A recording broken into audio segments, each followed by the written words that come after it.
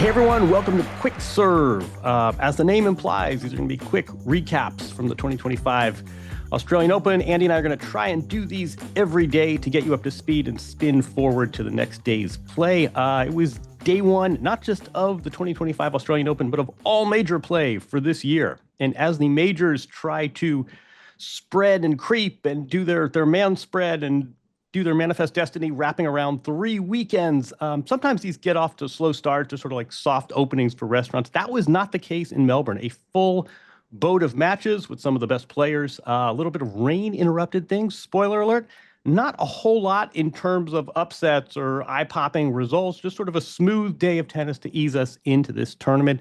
Biggest match was probably Aryna Sabalenka, defending champion, #1 women's seed, player of the moment in women's tennis. She took on Sloane Stephens. On paper, two major champions going at it, but these are two players at very different stock prices right now. Sloane Stephens, get this, had not won a match since Wimbledon. Came in on an 8-match losing streak, and that was extended to 9 by Sabalenka.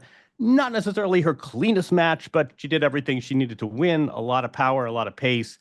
Wasn't really bothered. Won 6-3, 6-2 to move on. The player she beat in the final last year, Zhang Wen, was a straight set winner. Same for Alexander Zverev, the second seed. Some concerns about his injuries and how physically he was going to pull up. He did just fine, beating Luca Pouille. One of the bigger results was Kei Nishikori, the 35-year-old Japanese player who had taken a lot of time off recently for injuries, had a couple kids, and he won in 5 sets. That is practically redundant. Whenever he plays a major and wins, it's in 5 sets, it seems. He is now, get this, 29-8 in 5th sets. Obviously, the majority of those coming in majors. That is a tremendous record. That is, down to the decimal point, that is the same winning percentage in 5-setters as Novak Djokovic. That is a higher rate than Nadal.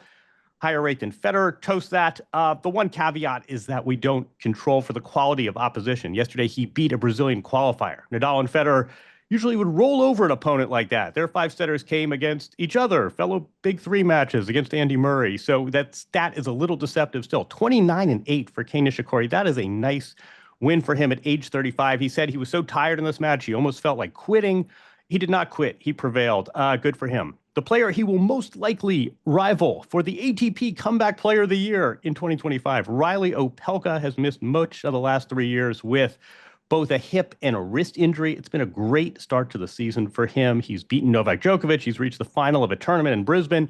He ended up retiring from that final. There were concerns about his back. Well, he's got to be really pleased. He won in 4 sets over a Belgian qualifier. Nice to see Reilly back. He's got to be thrilled to get the win. He also has got to be thrilled to know that he can play through some pain and get through a best-of-5 match. Nice start to the campaign for him.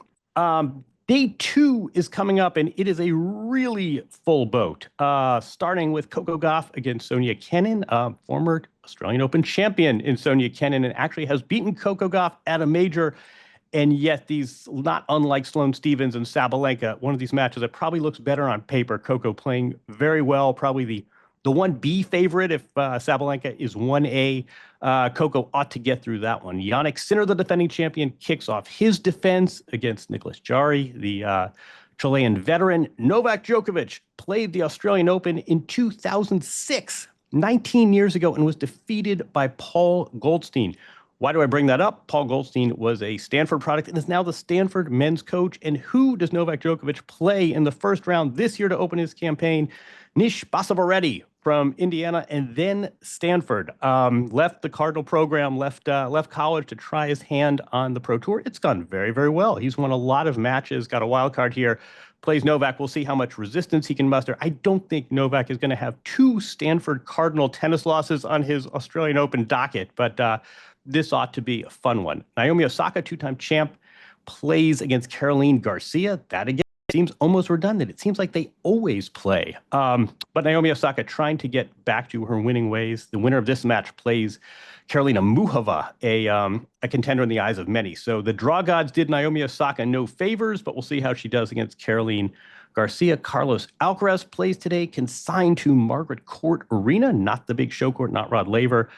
I don't think he'll mind that. One strange bit of scheduling, though, Iga Swiatek, who for much of the last 3 years has been the #1 ranked women's player, she is on John Cain Arena to open up. I don't read too much into these scheduling decisions, but it is a little strange to see a number one player playing on the third court.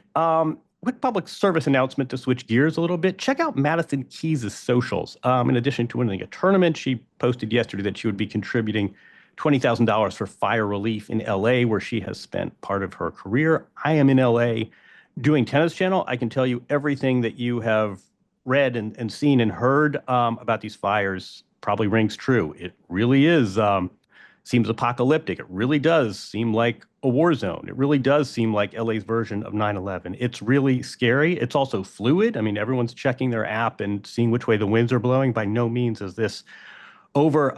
It's a scary situation. It puts tennis in perspective, and I would encourage you to check out Madison Keys and help if you can. It really is a scary situation here. On a happier note, the tennis starts in just a few hours, a stacked day two. Either Andy or myself will be back to recap what exactly happened. Again, we've got former champs in action. Novak Djokovic, his first match really with Andy Murray sitting courtside will be going on. That will be something to watch for. Jannik Sinner starting to mount his title defense. Naomi Osaka. Lots of good matches here. That is today's Quick Served. Andy or myself will be back tomorrow to wrap up day two and spin forward to day three. Enjoy the tennis, everyone. Thanks for being our audience. Like, subscribe, follow wherever you get your finer podcasts. Look forward to seeing you guys soon.